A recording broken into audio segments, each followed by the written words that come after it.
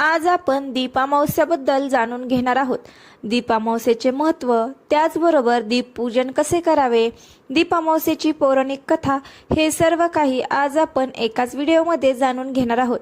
त्यासाठी व्हिडिओ शेवटपर्यंत नक्की पहा आणि आवडल्यास व्हिडिओला लाईक करा।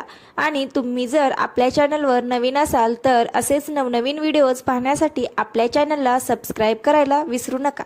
तुमच्या आपल्या छोट्याशा यूट्यूब कुटुंबामध्ये खूप खूप स्वागत। चला तर जाणून घेऊया दीप अमावस्याबद्दल संपूर्ण माहिती व कथा। दिवा म्हणजे मांगल्याचे प्रतीक आहे। दीप अमावस्या म्हणजे आषाढ अमावस्या होय। या दिवसानंतर श्रावण महिन्याची सुरुवात होते। या दिवशी घरातील दिवे दूध पाण्याने धुवून स्वच्छ करावेत। पाठावर वस्त्र घालून त्यावर दिवे ठेवावेत। पाटाभोवती सुरेख रांगोळी काढावी। फुलांची आरास करावी।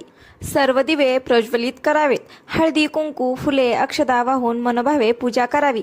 आघाडी दुर्वा पिवळे फुले वाहून दिव्यांची पूजा करावी।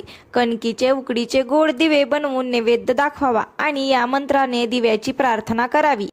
दीप सूर्याग्निरूपस्तवं तेजसं तेज उत्तमं गृहाणं कृताम पूजा सर्व कामप्रद। अर्थात, हे दीप, तू सूर्यरूप व अग्निरूप आहेस। तेजामध्ये तू उत्तम तेज आहेस। माझ्या पूजेचा तू स्वीकार कर आणि माझ्या सर्व इच्छा पूर्ण कर। त्यानंतर दिव्याची कहाणी करावी।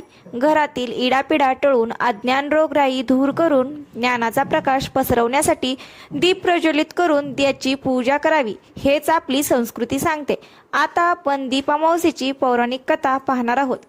ऐका दीपकांना तुमची कहाणी। आटपाट नगर होतं। तिथं एक राजा होता। त्याला एक सून होती। तिनं एके दिवशी घरातला पदार्थ खाल्ला आणि उंदरावर आळ घातला। आपल्यावरचा प्रमाद टाळला। इकडे उंदरांनी विचार केला, आपल्यावर उगाच आळ आला आहे, तेव्हा आपण तिचा सूड घ्यावा, असा सर्वांनी विचार केला। त्यांनी रात्री हिची चोळी पाहुण्यांच्या हातरुणात नेऊन टाकली। दुसरे दिवशी हिची फजिती झाली। सासूदिरांनी निंदा केली। घरातून तिला घालवून दिली। हिचा रोजचा नेम असे, रोज दिवे घासावे, तेलवात करावी, ते स्वतः लावावे, खडी साखरेने त्याच्या ज्योती साराव्या, दिव्यांच्या अवसेची दिवशी त्यांना चांगल्या नैवेद्य दाखवावा। त्याप्रमाणे ही घरातून निघल्यावर ते बंद पडलं। पुढे ह्या अवसेच्या दिवशी राजा शिकारीहून येत होता। एका झाडाखाली मुक्कामास उतरला। तिथं त्याच्या दृष्टीस एक चमत्कार पडला। आपले सर्व गावातले दिवे अदृश्य रूप धारण करून झाडावर येऊन बसले आहेत। एकमेकांपाशी गोष्टी करत आहेत। कोणाचे घरी जेवावयास काय केले होते, कशी कशी पूजा मिळाली वगैरे चौकशी चालली आहे। सर्वत्रांनी आपापल्या घरी घडलेली हकीकत सांगितली। त्याच्या मागून राजाच्या घरचा दिवा सांगू लागला, बाबांनो काय सांगू, यंदा माझ्यासारखा हतभागी कोणी नाही। मी दरवर्षी सर्व दिव्यात मुख्य असायचो। माझा थाटमाट जास्ती व्हायचा। त्याला यंदा अशा विपत्तीत दिवस काढावे लागत आहेत। इतकं म्हटल्यावर त्याला सर्व दीपकांनी विचारलं, असं होण्याचं कारण काय? मग तो सांगू लागला, बाबांनो काय सांगू, मी ह्या गावच्या राजाच्या घरचा दिवा। त्याची एक सून होती। तिने एके दिवशी घरातला पदार्थ स्वतः खाल्ला आणि उंदरावर आळ घातला। आपल्यावरचा प्रमाद टाळला। इकडे उंदराने विचार केला, हा आपल्यावर उगाच आळ घातला आहे, तेव्हा आपण तिचा सूड घ्यावा, असा सर्वांनी विचार केला। रात्री तिची चोळी पाहुण्याच्या हातरुणात नेऊन टाकली। दुसरे दिवशी तिची फजिती झाली। सासूदिरांनी निंदा केली। घरातून तिला घालवून दिली। म्हणून मला हे दिवस आले। ती दरवर्षी माझी मनोभावे पूजा करीत असे। जिथे असेल तिथे खुशाल असो, असं म्हणून तिला आशीर्वाद दिला।